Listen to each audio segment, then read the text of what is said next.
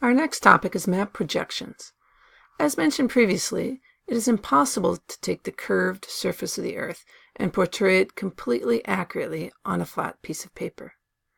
So maps, especially small-scale maps of the entire world, have inherent flaws. That means they have distortions. For example, small-scale world maps cannot simultaneously maintain proper size and proper shape. Thus, map makers are faced with the challenge of trying to minimize distortion so that any distortion present does not impact the ability of the map to fulfill its purpose. Map makers use map projections to transfer the rounded system of the Earth onto a flat piece of paper.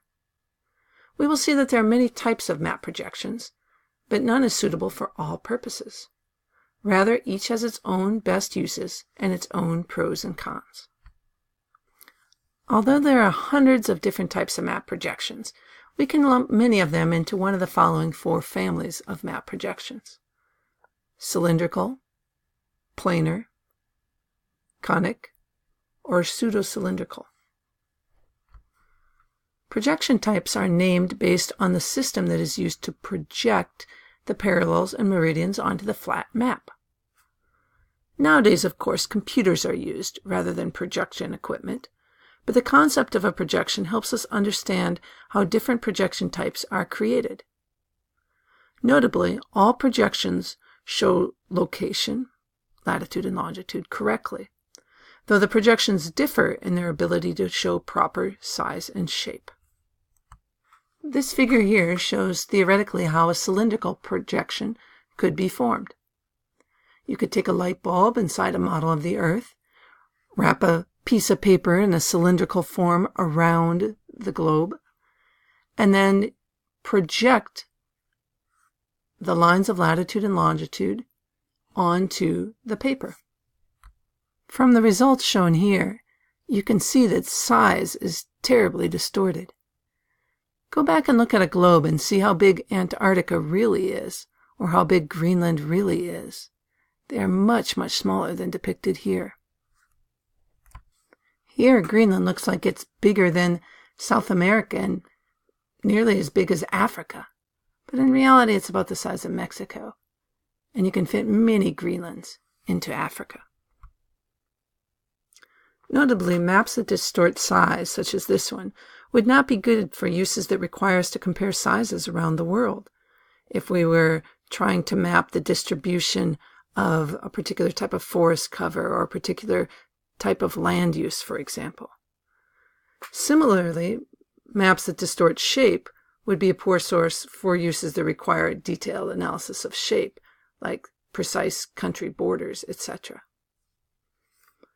Before we show the examples of the different families, let's actually review two additional terms first: equivalence and conformality. Equivalence and conformality refer to a map's ability to portray size and shape. Some maps are considered conformal, some equivalent, and some are compromises of the two. Equivalent maps are able to show size correctly through all regions of the map, but shape is sacrificed. On the other hand, conformal projections are able to maintain shapes in all parts of the map, but size is sacrificed. So in this example shown here of the cylindrical projection, which is it? Is it equivalent or conformal? What is shown accurately, size or shape? Hopefully you said shape, and indeed that's the case. Even in the word conformal, you have the word form for shape.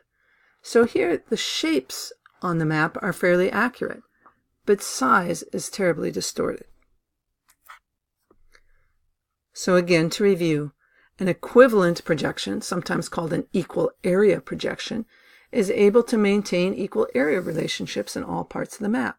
You can use the same scale in all parts of the map. However, shape is distorted, and it often looks quite muted. You don't have the same level of detail for shape.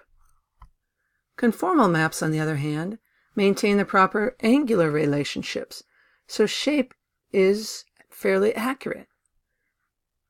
However, size is terribly distorted, especially farther from what's called the standard parallel. As a hint, you can often tell if a map is conformal, or actually even a cylindrical projection, because the parallels and meridians are arranged at 90-degree angles everywhere throughout the map.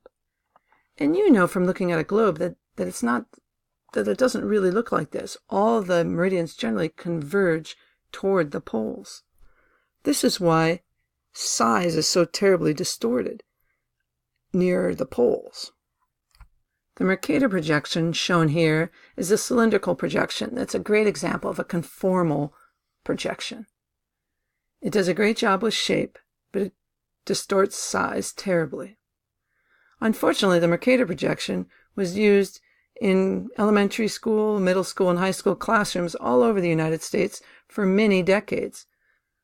Thus, several generations of school children grew up with really distorted ideas about the sizes of different land masses on Earth.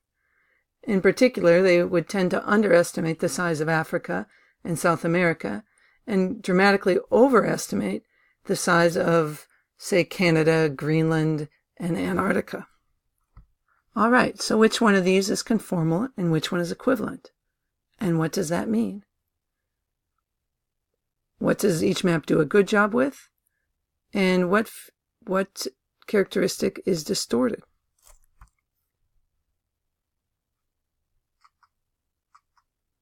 Did you get it right? Hope so. Notably, many projections are compromises. They're neither 100% conformal or 100% equivalent. This is an example. This is the Robinson projection, and it does a pretty good job with both shape and size, though neither is 100% accurate. On the next few slides, I'm going to show examples of each of the 4 families of projections. But you should definitely review your text to note details on each. For example, you should know their strengths and limitations, and what regions of the world this sort of projection would make sense to be used in. Also pay attention to how much of the Earth can be shown on each type of projection. Some projections only show half of the Earth, or less. Also, be sure to read in your textbook a little bit more about the Mercator projection, its uses, for which it is very good, and also its flaws. All right, so I have a slide for each family of projections. You should pause the video and study each one.